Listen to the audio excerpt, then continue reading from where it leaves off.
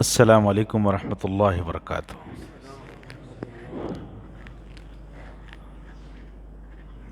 ان الحمد للہ نحمده ونستعینه ونستغفره ونعوذ باللہ من شرور انفسنا ومن سیئات اعمالنا من يهده الله فلا مضل له ومن يضلله فلا هادي له واشهد ان لا اله الا الله وحده لا شريك له واشهد ان محمدا عبده ورسوله فقد قال الله تبارك وتعالى في كلامه المجيد والفرقان الحميد اعوذ بالله من الشيطان الرجيم بسم الله الرحمن الرحيم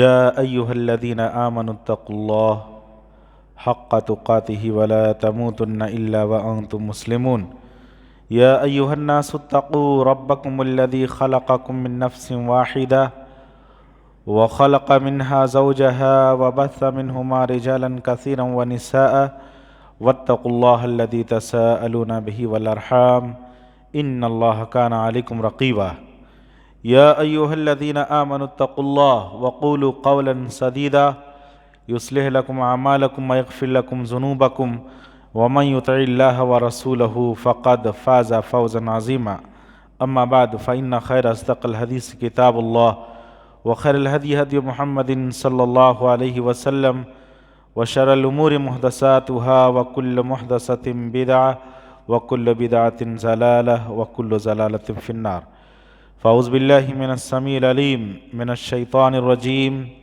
بسم الله الرحمن الرحيم كل نفس ذائقة الموت وإنما توفون أجوركم يوم القيامة فمن زحزح عن النار وأدخل الجنة فقد فاز وما الحياة الدنيا إلا متاع الغرور وقال تعالى بسم الله الرحمن الرحيم ألهاكم التكاثر حتى زرتم المقابر كلا سوف تعلمون ثم كلا سوف تعلمون رب اشرح لي صدري ويسر لي أمري واحلل عقدة من لساني يفقهوا قولي رب زدنی علما اللہم رب زدنی علما سبحانک لا علم لنا الا ما علمتنا انک انت العلیم الحکیم۔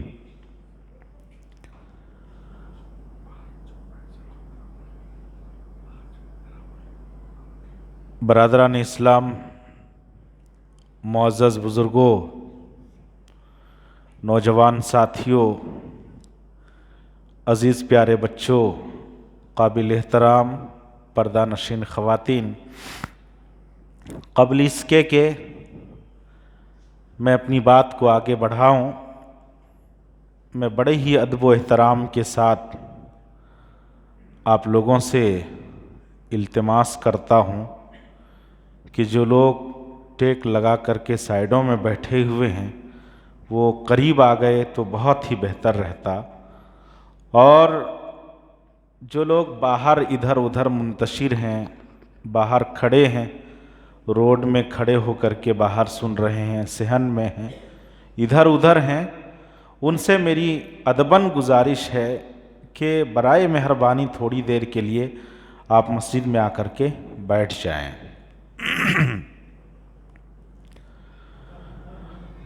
ہر قسم کی تعریف، توصیف، بزرگی، بڑائی، کبریائی، حمد و ثنا اللہ رب العالمین کے لیے لائق و زیبا ہے، جو سارے جہاں کا خالق، مالک، رب اور پالنہار ہے، جس نے ہم انسانوں کو پیدا فرمایا اور ہماری رشد و ہدایت کے لیے نبیوں کو اس کائنات کے اندر پے در پہ بھیجتا رہا، جس کی آخری کڑی نبی آخر الزماں، امام الانبیاء، سید المرسلین، تاجدار وطحا، نبی کائنات، رحمت للعالمین، محمد مصطفیٰ صلی اللہ علیہ وسلم ہیں۔ درود و سلام نازل ہو تمام نبیوں پر، خاص طور سے اپنے آخری نبی امام الانبیاء، سید المرسلین، رحمت للعالمین، نبی کائنات محمد عربی صلی اللہ علیہ وسلم پر، اللہم صلی و بارک علیہ۔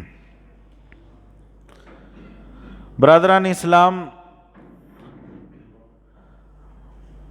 مجھے جو موضوع دیا گیا ہے آپ میں سے اکثر و بیشتر لوگوں کو معلوم ہے، پتہ ہے اس موضوع کا تعلق عالم برزخ سے ہے۔ قبر کے بعد کی جو زندگی ہے، اس زندگی سے متعلق کچھ باتیں انشاءاللہ العزیز آپ کے سامنے آج ہوں گی۔ ویسے میری طبیعت بہت دنوں سے ناساز چل رہی ہے اور میں بالکل اس لائق نہیں تھا کہ میں آؤں، لیکن پھر بھی آپ لوگوں کی چاہت محبت نے مجھے یہاں تک کھینچ لایا ہے۔ میں انشاءاللہ العزیز کچھ باتیں آپ کے سامنے رکھنے کی کوشش کروں گا۔ اللہ تعالیٰ سے دعا ہے کہ بار الہ مجھے سچ سچ صحیح صحیح کہنے، آپ سبوں کو عمل کرنے، سننے، ہم سبوں کو عمل کرنے کی توفیق عطا فرمائے۔ رمضان المبارک کی یہ 25ویں تاخرات ہے، رمضان کا آخری عشرہ ہے، جس سے متعلق بہت ساری باتیں آپ نے سنی ہوں گی جمعہ کے خطبات میں اور دیگر عام بیانوں میں، بہت ساری باتیں سنی ہوں گی۔ میرے اسلامی بھائیوں، میری ماں اور بہنیں، حقیقت یہ ہے کہ واقعی ہم سب بہت ہی خوش نصیب ہیں کہ اللہ تبارک و تعالیٰ نے ایک مرتبہ پھر سے ہمیں اس دنیا کے اندر ہماری زندگی میں رمضان مبارک کا یہ مقدس مہینہ عطا کیا، نصیب فرمایا۔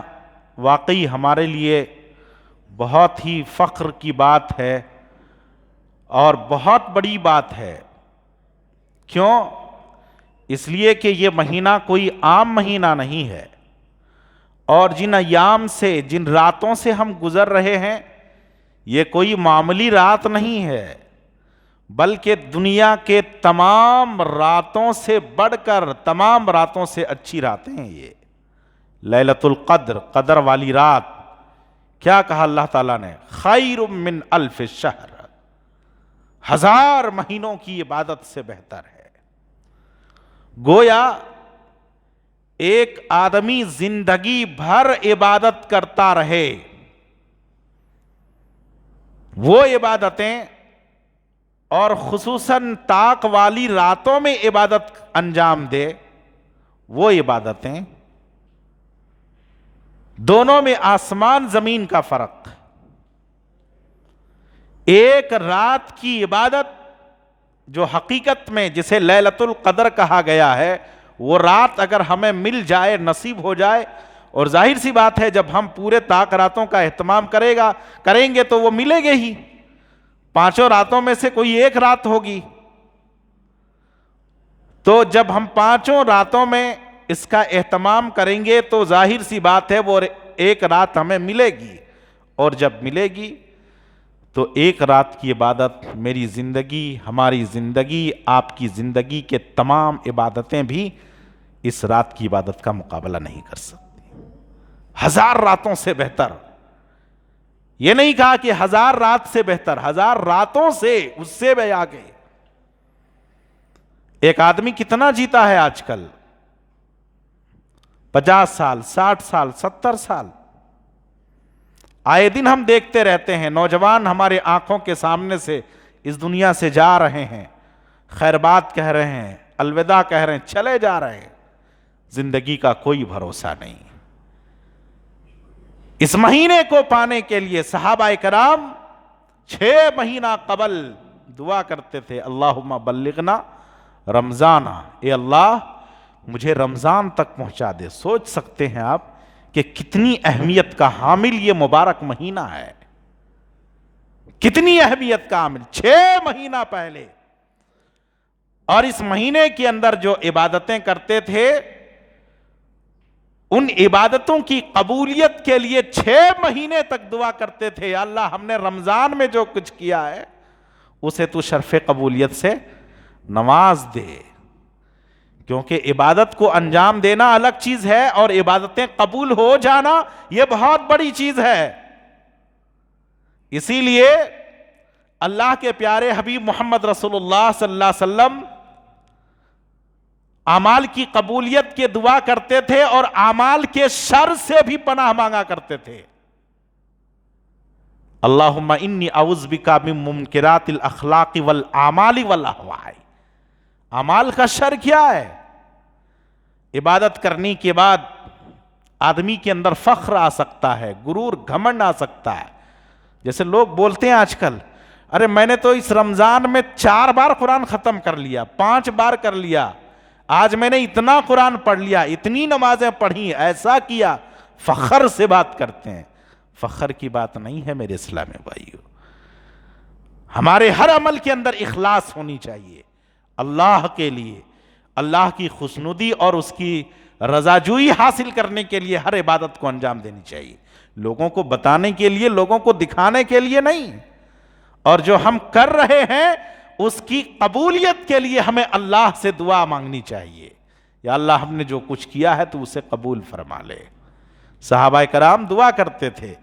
تو آپ اندازہ لگا سکتے ہیں کہ اس مہینے کی کتنی اہمیت ہے، اور آج کی رات، جس رات کی تلاش میں ہم یہاں جمع ہوئے ہیں، اس رات کی کتنی اہمیت ہے.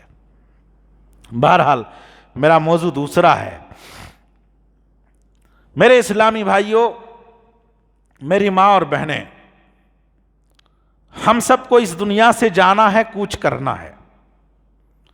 یہاں کوئی بھی ہمیشہ ہمیش باقی رہنے کے لیے نہیں آیا ہے. موت ایک ایسا ورڈ ہے، ایک ایسا لفظ ہے جسے سن کر کے ہر انسان کانپ اٹھتا ہے، لرز جاتا ہے، خوف کھاتا ہے. دل کے اندر ایک پژمردگی چھا جاتی ہے جب کسی کی موت کے بارے میں خبر سنتے ہیں، تو ہمارا دل مغموم ہو جاتا ہے. انسان موت سے بہت ڈرتا ہے، خوف کھاتا ہے، مرنا نہیں چاہتا ہے. اور یہ بات میں نہیں کہہ رہا ہوں، نبی کریم صلی اللہ علیہ وسلم نے کہا ہے. آپ وہ حدیث سنے ہوں گے کہ اللہ کے رسول صلی اللہ علیہ وسلم نے فرمایا، ایک زمانہ ایسا آئے گا کہ غیر مسلم قومیں مسلمانوں کے اوپر اسی طرح ٹوٹ پڑیں گی جس طرح سے ایک بھوکا آدمی دسترخوان پر ٹوٹ پڑتا ہے. بھوکا آدمی کھانے کے لیے ٹوٹ پڑتا ہے، اسی طرح سے غیر مسلم قومیں مسلمانوں کے اوپر ٹوٹ پڑیں گی. صحابہ نے پوچھا، کیا اس وقت ہماری تعداد کم ہوگی؟ آپ صلی اللہ علیہ وسلم نے فرمایا، نہیں، تمہاری تعداد اس وقت سمندر کے جھاگ کے مانند ہوگا. سمندر کا جھاگ، کف جو ہوتا ہے، دیکھیں نا، اس کو کوئی اکاؤنٹ کر سکتا ہے؟ کوئی گن سکتا ہے؟ کثیر تعداد میں مسلمانوں کی بھی تعداد اس وقت بہت زیادہ ہوگی. آج پوری دنیا کے اندر دیکھیے، مسلمانوں کی تعداد کم نہیں ہے. 50 سے بھی زائد ممالک صرف مسلم ممالک ہیں. پوری دنیا کے اندر مسلمان ہیں جدھر بھی دیکھیے، لیکن مسلمانوں کی حالت انتہائی کمزور ہے. وجہ کیا ہے؟ اللہ کے رسول صلی اللہ علیہ وسلم نے ایک وجہ بتائی. ایسا کیوں ہوگا؟ کہا کہ تمہارے دلوں میں وہن کو ڈال دے گا. وہن، وہن کیا چیز ہے؟ صحابہ کرام نے پوچھا. حب الدنیا وکراہیت الموت، دنیا کی چاہت، موت سے نفرت. آج یہی چیزیں ہمارے دلوں میں ہیں، آج یہی چیزیں ہمارے اندر ہے. دنیا کی چاہت ہے، دنیا طلب کرنا، دنیا حاصل کرنا، دنیا کو پانا ہر مسلمان کی آج حرص اور تمنا ہے، اس کی چاہت ہے. اور موت کے نام سے آج مسلمان ڈرتا ہے اور خوف کھاتا ہے. لیکن کتنوں خوف کھائیے، کتنوں ڈریے، کچھ بھی کیجئے، ساری جتن کر لیجئے، ہم سب کو مرنا ہے، اس دنیا سے جانا ہے، کوچ کرنا ہے. یہاں پر کسی کو جائے قرار نہیں ہے، کسی کی بقا نہیں ہے، سب کو یہاں سے جانا ہے۔ اگر کوئی باقی ہوتے اس دنیا کے اندر تو نبی یہ کائنات محمد مصطفیٰ صلی اللہ علیہ وسلم باقی ہوتے، جو ساری کائنات کے لیے نبی بنا کر بھیجے گئے تھے۔ لیکن آپ صلی اللہ علیہ وسلم اس دنیا کے اندر نہیں ہیں، آپ کو بھی موت سے گزرنا پڑا ہے، موت کے گھاٹ آپ بھی اتارے گئے ہیں، اور بڑے بڑے لوگ اس دنیا کے اندر آئے۔ اللہ تبارک و تعالیٰ نے روح نکالنے والے فرشتے کو حضرت موسیٰ علیہ السلام کے پاس بھیجا۔ حضرت موسیٰ علیہ السلام نے اس فرشتے کو ایک گھونسا مارا، ایک تماچا مارا، آنکھ پھوڑ دی۔ وہ فرشتہ اپنے رب کے پاس گیا اور کہا، اے اللہ، تو نے اپنے کس بندے کے پاس بھیج دیا جو مرنا نہیں چاہتا ہے، جو اس دنیا سے جانا نہیں چاہتا ہے، تو نے ایسے بندے کے پاس بھیج دیا۔ اللہ تبارک و تعالیٰ نے اس کی بینائی لوٹا دی، واپس کر دی، اس فرشتے کی آنکھ کو ٹھیک کر دیا، اور کہا کہ جاؤ میرے اس بندے سے کہو کہ اپنے ہاتھ کو ایک بیل کے اوپر مارے، بیل کے پیٹھ کے اوپر، گائے کے پیٹھ پر مارے، اور اپنے مٹھی کے اندر گائے کے بالوں کو کھینچ کر کے لائے، اور دیکھے کہ اس کے ہاتھ میں کتنے بال آئے ہیں اس کے مٹھی میں۔ ایک بال کے بدلے 1 سال، 1000 بال ہیں تو 1000 سال، اتنی زندگی ان کی، جا ان سے کہہ دو۔ فرشتہ آیا اور کہا، حضرت موسیٰ علیہ السلام نے پوچھا، اللہ تعالیٰ اس کے بعد پھر کیا ہوگا؟ کہا کہ اس کے بعد پھر تمہیں مرنا ہی ہے، پھر تمہیں مرنا ہے۔ کہا کہ جب مرنا ہے تو ابھی منظور ہے، مرنا ہے تو ابھی منظور ہے، بعد میں کیوں؟ پتہ یہ چلا اس دنیا کے اندر ایک انسان 1000 سال بھی جی لے، لاکھوں سال بھی جی لے، لیکن تب بھی اسے مرنا ہے، اس دنیا سے کوچ کرنا ہے۔ کسی کو راہ فرار نہیں ہے، اس سے موت آئے گی جہاں کہیں بھی آپ رہو۔ اینما تکونوا یدرککم الموت ولو کنتم فی بروج مشیدہ۔ تم چاہے مضبوط قلعے کے اندر بند ہو، تب بھی تمہیں موت آئے گی، موت وہاں تک پہنچ کر کے رہے گی، تمہیں مرنا ہے۔ وَلَن يُؤَخِّرَ اللَّهُ نَفْسًا إِذَا جَاءَ أَجَلُهَا۔ موت جب آتی ہے تو 1 سیکنڈ آگے اور 1 سیکنڈ پیچھے نہیں، جو مقرر کر دیا گیا ہے اسی وقت موت آنی ہے، 1 سیکنڈ بھی آگے نہیں، 1 سیکنڈ بھی پیچھے نہیں، مرنا ہے، کہیں نہیں جا سکتے، سب کو سب اس دنیا سے کوچ کرنا ہے۔ لیکن ایک انسان کو پتہ نہیں ہے کب مرنا ہے، کہاں مرنا ہے، کیسے مرنا ہے، کس زمین پہ مرنا ہے۔ ابھی امام صاحب اعلان کر رہے تھے عشاء کی نماز کے بعد، ہمارے ایک بہت ہی مخلص اور مکرم استاد، ہمارے علاقے کے بہت بڑے عالم، بہت مخلص، شاید ہی بہت ہی کم ایسے لوگ ملتے ہیں اس دنیا کے اندر، ڈھونڈنے کے بعد بھی نہیں ملتے ہیں۔ کسے پتا تھا وہ عمرہ کرنے جائیں گے اور ایک ایسے مقدس شہر میں ان کا انتقال ہو جائے گا جس مقدس شہر میں لوگ خواہش کرتے ہیں کہ میری موت وہاں پر آئے، اور کیوں نہ کرے۔ نبی کریم صلی اللہ علیہ وسلم نے باقاعدہ یہ کہا ہے کہ آدمی کو تمنا اور خواہش کرنی چاہیے کہ اس مقدس شہر کے اندر انسان کی موت آئے، اس مقام پر اسے موت آئی۔ نہیں پتا تھا ان کو، میں جاؤں گا اور وہاں پہنچ کر کے ایسی حالت پیش آئے گی۔ مسجد نبوی سے نماز پڑھ کے نکلے، ایک شیخ سے ملاقات کرنے کے لیے ان کے گھر کو گئے تھے. ابھی شیخ سے بات ہی ہو رہی تھی, دونوں کے درمیان بات چل رہی تھی, اچانک ہارٹ اٹیک آیا. وہاں سے ہاسپٹل لے گئے, ہاسپٹل میں علاج بھی نہیں شروع ہوا, وہیں دم توڑ دیے. تو موت کا کوئی بھروسہ نہیں ہے, کوئی بھروسہ نہیں ہے کب کہاں آ جائے. 5 چیزیں ایسی ہیں جن کا علم صرف اور صرف اللہ تعالیٰ کے پاس ہے. وہ 5 چیزیں کیا جانتے ہیں؟ کوئی بتا سکتے ہیں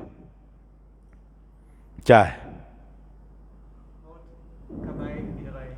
جی ایک, جی جی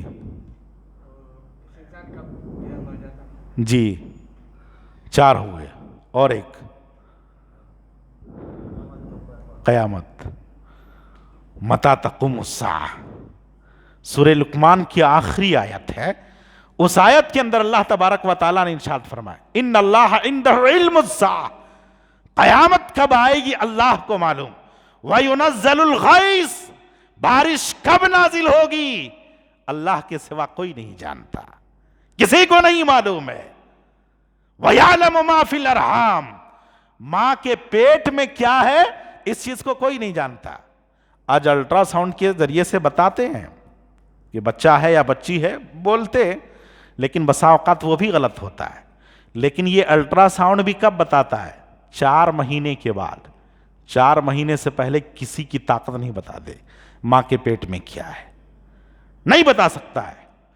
وَمَا تَدْرِي نَفْسٌ مَاذَا تَكْسِبُ غَدًا, ایک آدمی کل کیا کرے گا, کیا کمائے گا, کوئی نہیں جانتا ہے. کل ہم کیا کریں گے کسی کو پتا ہے؟ نہیں ہے خبر. وَمَا تَدْرِي نَفْسٌ بِأَيِّ أَرْضٍ تَمُوتُ, اور ایک نفس, ایک انسان یہ بھی نہیں جانتا ہے کہ وہ کس زمین پر کہاں کب اور کس وقت کیسے مرے گا, کسی کو خبر نہیں ہے, کسی کو نہیں معلوم ہے میرے اسلامی بھائیو. تو موت وہ چیز ہے اور وہ ہر انسان کو آ کر کے رہے گی. اسی بات کو اللہ تبارک و تعالیٰ نے سورہ آل عمران کے اندر ارشاد فرمایا کل نفس ذائقۃ الموت وانما توفون اجورکم یوم القیامہ فمن زحزح عن النار وادخل الجنة فقد فاز وما الحیاۃ الدنیا الا متاع الغرور. اللہ تبارک و تعالیٰ نے ارشاد فرمایا کل نفس ذائقۃ الموت, ہر نفس کو, ہر جاندار کو موت کا مزہ چکھنا ہے, چاہے امیر ہو یا غریب, چاہے کروڑ پتی ہو یا سڑک بدے, چاہے لکھ پتی ہو, چاہے مرد ہو عورت یا چھوٹا ہو یا بڑا, ہر نفس کو, ہر جاندار کو موت کا مزہ چکھنا ہے. سب کو جانا ہے اس دنیا سے, کوچ کرنا ہے, کوئی ہمیشہ باقی رہنے کے لیے نہیں آیا. اس حقیقت کو جان لیجئے. لیکن اس چیز کو جاننے کے باوجود بھی آج ہم جیسے چاہتے ہیں اپنی منمانی طریقے سے زندگی گزارتے ہیں. میرے اسلامی بھائیوں, میری ماں اور بہنیں, اس حقیقت کو سمجھیے. اور مریں گے تو مرنے کے بعد ہمارا چھٹکارا ہونے والا نہیں ہے, بلکہ ہمارا حساب و کتاب ہوگا. ہمارے کرتوتوں کا ہمیں جواب دینا ہوگا. جو کچھ ہم نے کیا ہے اسے ہمارے سامنے لا کر کے رکھ دے گا اور اس کے مطابق ہمارا حساب و کتاب ہوگا. وَإِنَّمَا تُوَفَّوْنَ أُجُورَكُمْ يَوْمَ الْقِيَامَةِ, اللہ تبارک و تعالیٰ نے ارشاد فرمایا قیامت کے دن اللہ تبارک و تعالیٰ اپنے بندے کے کیے ہوئے کا پورا پورا حساب و کتاب انہیں دے دے گا, فیصلہ کر دے گا, انصاف سے کام لے گا. جس نے ذرہ برابر بھی نیکی کی ہوگی اسے اپنی آنکھوں سے دیکھے گا, اور جس نے ذرہ برابر بھی برائی کی ہوگی اسے اپنی آنکھوں سے دیکھے گا. فَمَن يَعْمَلْ مِثْقَالَ ذَرَّةٍ خَيْرًا يَرَهُ وَمَن يَعْمَلْ مِثْقَالَ ذَرَّةٍ شَرًّا يَرَهُ. کوئی نہیں چھپا سکے گا, کسی کو راہ فرار نہیں ہے میرے اسلامی بھائیو. كُلُّ مَنْ عَلَيْهَا فَانٍ وَيَبْقَى وَجْهُ رَبِّكَ ذُو الْجَلَالِ وَالْإِكْرَامِ. ساری چیز فانی ہے, ختم ہونے والی ہے, صرف رب ذوالجلال کی ذات باقی رہنے والی ہے. ہم سب اس حقیقت کو جانتے ہیں. تو موت سے ہر انسان کو گزرنا ہے, موت سے کسی کو راہ فرار نہیں ہے میرے اسلامی بھائیوں. جب ہم اس چیز کو جانتے ہیں تو پھر آج ہم اتنے لاپرواہ کیوں ہیں, کیوں ہیں میرے اسلامی بھائیوں؟ لہٰذا ہمیں اس موت کی تیاری کرنی چاہیے، اس موت کے بارے میں سوچنا چاہیے، اس موت کی فکر کرنی چاہیے۔ آج ہم دنیا کے اندر پوری طور پر مست مگن ہیں اور دنیا حاصل کرنے کے چکر میں ہیں۔ آج ایک انسان کو یہ فکر لاحق رہتی ہے کہ میں کس طرح سے پیسہ کماؤں، روپیہ حاصل کروں، مال دولت جائیداد اکٹھا کروں، تاکہ میرے جانے کے بعد بھی میرے لوگ، میرے بچے، میری اولاد، میرے وارثین آرام، چین اور سکون سے زندگی گزر بسر کریں گے۔ کیا یہی کامیابی ہے ہماری؟ ہم سب کی یہی کامیابی ہے؟ یہ اصل کامیابی نہیں ہے، یہ اصل تیاری نہیں ہے۔ کیا ہے کامیابی؟ اللہ تبارک و تعالیٰ نے ارشاد فرمایا، فَمَنْ زُحْزِحَ عَنِ النَّارِ وَأُدْخِلَ الْجَنَّةَ فَقَدْ فَازَ۔ کیا کہا اللہ تعالیٰ نے؟ جو کل قیامت کے دن جہنم کے عذاب سے بچا لیا جائے اور جن کا داخلہ جنت کے اندر ہو جائے، فقط فاز، وہ انسان کامیاب ہے، وہ انسان کامیاب ہے۔ تو جہنم سے بچنے کی اور جنت حاصل کرنے کی کوشش، محنت، لگن اور تڑپ آج ہمارے اندر ہونی چاہیے۔ تو یاد رکھ لیجئے، انسان کے زندگی کے 4 مراحل ہیں۔ پہلا مرحلہ جب وہ ماں کے پیٹ میں ہوتا ہے، وہ مختصر مرحلہ ہے۔ اس کے بعد جب دنیا کے اندر آتا ہے تو ماں کے پیٹ سے باہر آنے کے بعد سے لے کر کے موت تک، یہ انسان کا دوسرا مرحلہ ہے۔ یہ انتہائی اہم مرحلہ ہے۔ اس مرحلے کو ہم جیسا گزاریں گے اسی حساب سے آگے کے مرحلہ بھی ہمارے لیے صحیح ثابت ہوگی یا غلط ثابت ہوگی، ہمارے لیے اچھا ہوگا یا پھر برا ہوگا۔ تو یہ دنیاوی مرحلہ ہے انسان کی زندگی کا، یہ مرحلہ انتہائی امپورٹنٹ ہے، بہت ہی اہم ہے۔ اس مرحلے کو ہمیں بہت احتیاط سے گزارنا ہے، موت کی تیاری کرنی ہے۔ موت کی زندگی کے بعد آنے والی جو زندگی ہے، اس زندگی کے لیے ہمیں تیاری کرنی ہے، اس زندگی کے لیے سوچنا ہے ہمیں۔ تو بہرحال مرنے کے بعد کی جو زندگی شروع ہوتی ہے اسے عالم برزخ کہا جاتا ہے۔ قیامت تک، حشر تک، عالم برزخ۔ تو قبر سے لے کر کے حشر تک یہ جو زندگی ہے، میرے اسلامی بھائیوں، میری ماں اور بہنیں، یہ زندگی ہمارے لیے اسی وقت آسان اور اچھی ہوگی جب ہم اس دنیا کے اندر نیک اور اچھا عمل کریں گے، اور اگر ہم برا عمل کریں گے تو وہ زندگی انتہائی خطرناک زندگی ہوگی، بہت ہی مصیبت بری زندگی ہوگی، پریشانی کی زندگی ہوگی۔ اسی لیے ہم سب کو عالم برزخ یا موت کے بعد کی جو زندگی ہے، اس زندگی کو ہمیں نظر انداز نہیں کرنی چاہیے، لائٹ نہیں لینا چاہیے۔ اس زندگی کے بارے میں ہمیں سوچنا چاہیے، غور و فکر کرنا چاہیے۔ صحابہ کرام رضوان اللہ علیہم اجمعین بہت ہی فکر مند تھے، اس زندگی سے متعلق سوچتے تھے، غور و فکر کرتے تھے۔ حضرت عثمان غنی رضی اللہ تعالیٰ عنہ، عثمان بن عفان، اللہ اکبر، کون ہیں یہ؟ مسلمانوں کے تیسرے خلیفہ حضرت عثمان غنی رضی اللہ تعالیٰ عنہ، ایسے صحابی جن کے بارے میں نبی کائنات محمد رسول اللہ صلی اللہ علیہ وسلم نے کہا تھا، ما ضر ابن عثمان ما عمل بعد اليوم۔ اللہ اکبر۔ 2 بیٹیاں دی تھی نا اللہ کے رسول صلی اللہ علیہ وسلم نے، 2 بیٹیاں دی تھی۔ حضرت عثمان غنی رضی اللہ تعالیٰ عنہ اپنا داماد بنایا تھا اور کہا کہ میرے پاس اگر 100 بیٹیاں ہوتیں اور یکے بعد دیگرے 100 بیٹیوں کو بھی اگر دینے کی ضرورت پیش آتی تو میں عثمان کو دے دیتا تھا۔ سوچ سکتے ہیں کتنی بڑی شخصیت، کتنی بڑی شخصیت۔ ما ضر ابن عثمان ما عمل بعد اليوم، اعلان کیا، جنگ کی تیاری چل رہی تھی، اعلان کیا، مسلمانوں اپنا مال لے کر کے آ جاؤ۔ اللہ اکبر۔ حضرت عثمان غنی رضی اللہ تعالیٰ عنہ نے 100 اونٹ دیا، مال سے بھرا ہوا لدا ہوا 100 اونٹ، کہا کہ 100 اونٹ اور اس کے ساز و سامان کے ساتھ، پھر اعلان کیا پھر 100 اونٹ ماں ساز و سامان، پھر اعلان کیا پھر 100 اونٹ ماں ساز و سامان کے ساتھ۔ اللہ اکبر۔ ایک تھیلا دینار، 1000 دینار پھر بعد میں لا کر کے دیا۔ اللہ کے رسول صلی اللہ علیہ وسلم گن رہے ہیں ایک ایک کر کے، ما ضر ابن عثمان ما عمل بعد اليوم، اے عثمان آج کے بعد تو کچھ بھی کر لے، جنت میں جانے سے تمہیں کوئی روک نہیں سکتا۔ اللہ اکبر۔ ایسی شخصیت، نیکیاں اتنی زیادہ ہیں، آج کے بعد تو کچھ بھی کر لے عثمان، تمہیں جنت میں جانے سے کوئی روک نہیں سکتا۔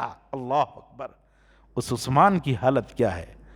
اللہ اکبر۔ قبر کے پاس کھڑے ہو کر کے زار و قطار روتے تھے، اتنا روتے تھے کہ آنسوؤں سے آپ کی داڑھی بھیگ جاتی تھی، داڑھی مبارک بھیگ جاتی تھی، تر ہو جاتی تھی۔ صحابہ نے پوچھا آپ تو جب اللہ کے رسول صلی اللہ علیہ وسلم یا کوئی جنت اور جہنم کا ذکر آپ کے سامنے کرتے ہیں تب بھی آپ اتنا نہیں روتے ہیں؟ تب آپ اتنا نہیں روتے ہیں، اور قبر کے پاس کھڑے ہو کر کے آپ اتنا کیوں رو رہے ہیں؟ کیا جواب دیا؟ کہا کہ قبر وہ پہلی منزل ہے، اگر یہ منزل صحیح سے گزر گیا تو آگے کا مرحلہ اور بھی آسان ہو جائے گا، اور اگر یہ منزل صحیح سے ہم نہیں گزار سکے تو پھر آگے کا جو مرحلہ ہے وہ اور بھی زیادہ سخت اور مشکل تر ہو جائے گا۔ اس لیے میرے اسلامی بھائیوں، قبر انسان کی یہ پہلی منزل ہے بعد کی زندگی کا، لہٰذا اس منزل کو ہمیں بہتر کرنا چاہیے، بہتر بنانا چاہیے، اور اس کے لیے تیاری، محنت اور کوشش کرنی چاہیے۔ اگر ہم نے محنت اور کوشش نہیں کی، اگر ہم نے تیاری نہیں کی، قبر کی زندگی کے بارے اگر آج ہم نے نہیں سوچا، کل قیامت کے دن اور قبر کی زندگی میں ہمیں پچھتانا پڑے گا، کف افسوس ملنا پڑے گا، ہاتھ ملنا پڑے گا۔ ہم تمنا کریں گے کاش مجھے دنیا کے اندر ایک مرتبہ اور بھیج دیا جاتا تاکہ میں کچھ کر لیتا، لیکن موقع نہیں ہے۔ من ورائہم برزخ الی یوم یبعثون۔ اللہ اکبر۔ دنیا سے آنکھیں بند کر لینے کے بعد انسان دوبارہ پلٹ کر اس دنیا میں نہیں آ سکتا۔ ایک پردہ ہے، ایک آڑ ہے۔ ہمارے بہت سارے مسلمان بھائی یہ عقیدہ رکھتے ہیں کہ مرنے کے بعد انسان کی روحیں اس دنیا کے اندر واپس آتی ہیں، خاص کر کے شعبان کے مہینے میں، 15ویں شعبان میں، ہے نا؟ 15ویں شعبان کو مزیدار کھانے پکوان پکا کر، حلوہ پوڑی اور جو کچھ بھی ہے سب تیار کر کے جاتے ہیں قبرستان کو میلہ لگانے۔ وہاں پر لوگوں کی بھیڑ ہوتی ہے، جمع غفیر ہوتی ہے، بالکل ایسا ماحول ہوتا ہے جیسا ایک ایگزیبیشن کا ماحول ہوتا ہے۔ اللہ کہہ رہا ہے مرنے کے بعد انسان کی روحیں دنیا کے اندر واپس نہیں آتی ہیں، اور اگر آنا رہا تو قبرستان میں کیوں، وہ ڈائریکٹ گھر میں بھی آ سکتا نا، لیکن ایسا نہیں ہوتا ہے۔ تو میرے اسلامی بھائیوں، مرنے کے بعد انسان کی روحیں اس دنیا کے اندر واپس نہیں آتی ہیں۔ تمنا کریں گے کاش مجھے دنیا کے اندر ایک مرتبہ اور بھیج دیا جاتا، لیکن نہیں، اجازت نہیں ہوگی۔ اللہ اکبر۔ جب انسان مر جاتا ہے، مرنے کے بعد جب اسے قبر کے اندر دفن کر دیا جاتا ہے، دفنا کر کے جب لوگ واپس ہونے لگتے ہیں تو ان کے پاس 2 فرشتے آتے ہیں جن کی آنکھیں اور جن کا جسم کالا ہوتا ہے، بلیک ہوتا ہے۔ وہ 2 فرشتے قبر کے اندر آتے ہیں۔ اللہ کے پیارے حبیب محمد رسول اللہ صلی اللہ علیہ وسلم نے ان دو فرشتوں کا نام حدیث کے اندر جو بتایا گیا ہے، ان 2 فرشتوں کا نام منکر اور نکیر ہے۔ منکر اور نکیر دونوں آتے ہیں اور سوال کرتے ہیں، پوچھتے ہیں ان سے، جیسے لوگ دفنا کر کے واپس جانے لگتے ہیں۔ بعض حدیثوں کے اندر آتا ہے دفن کرنے کے بعد جب لوگ جاتے رہتے ہیں، ابھی وہاں سے جاتے بھی نہیں ہیں، انہیں ان کے اندر روح ڈال دی جاتی ہے، انہیں اٹھایا جگایا جاتا ہے، اٹھا کر بٹھا دیا جاتا ہے، اور لوگ جو جاتے ہیں نا ان کے تسمے اور جوتے کی آواز وہ سن رہے ہوتے ہیں، اندر قبر کے اندر وہ سن رہے ہوتے ہیں۔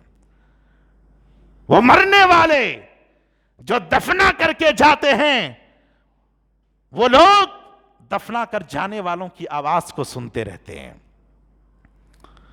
انہیں پوچھا جاتا ہے، سوالات کیے جاتے ہیں، 3 اہم سوال کیا جاتا ہے۔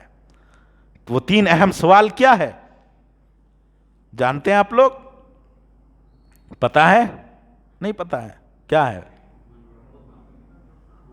من ربک کا، من نبیک کا، ما دینک کا۔ تو ایسا بائی ہارٹ کر لینے سے وہاں جواب دے لیں گے؟ ایسا بائی ہارٹ کرنے سے جواب آ جائے گا وہاں پہ؟ نہیں میرے اسلامی بھائی، جواب دینے کے لیے کیا کرنا پڑے گا؟ کیا کرنا پڑے گا اس کے لیے؟ عملی طور پر پریکٹیکلی ہمیں اسے انجام دینا ہے، عمل کے ذریعے سے ہمیں ثابت کرنا ہے۔ ہم لاکھوں یاد کر لے دنیا کے اندر، اگر ہمارا عمل صحیح نہیں ہے تو ہم وہاں جواب نہیں دے سکتے ہیں، اور اگر ہمارا عمل صحیح ہے، ہمیں یاد بھی نہیں ہے، تب بھی اللہ ہمارے دل و دماغ میں ڈال دے گا، ہم جواب دیں گے۔ چاہے کسی بھی خطے کا رہنے والا ہو، چاہے وہ عربی زبان جانتا ہو یا نہ جانتا ہو۔ ابھی فی الحال کسی نے سوال کیا تھا کہ جب قبر کے اندر سوالات ہوں گے تو ہم لوگوں کو عربی آتی نہیں ہے، وہاں پر عربی سے پوچھا جائے گا تو ہم کیسا جواب دیں گے؟ آپ کا عمل صحیح ہو، آپ آٹومیٹک خود بخود عربی سے آپ جواب دیں گے، اللہ تعالیٰ وہ قوت اور طاقت آپ کے اندر پیدا کر دے گا۔ تو پہلا سوال ہوگا من ربک، تمہارا رب کون ہے؟ جو نیک اور صالح ہوگا، جو اچھا ہوگا، جنہوں نے اپنی اس دنیاوی زندگی کے اندر کچھ عمل کیا ہوگا، وہ جواب دے گا ربی اللہ، میرا رب کون ہے؟ اللہ تبارک و تعالی ہے، میرا رب اللہ ہے، ایک اللہ ہے۔ وہ جواب دے گا۔ پوچھا جائے گا من نبیوں کا، تمہارا نبی کون ہے؟ وہ جواب دیں گے نبینا محمد صلی اللہ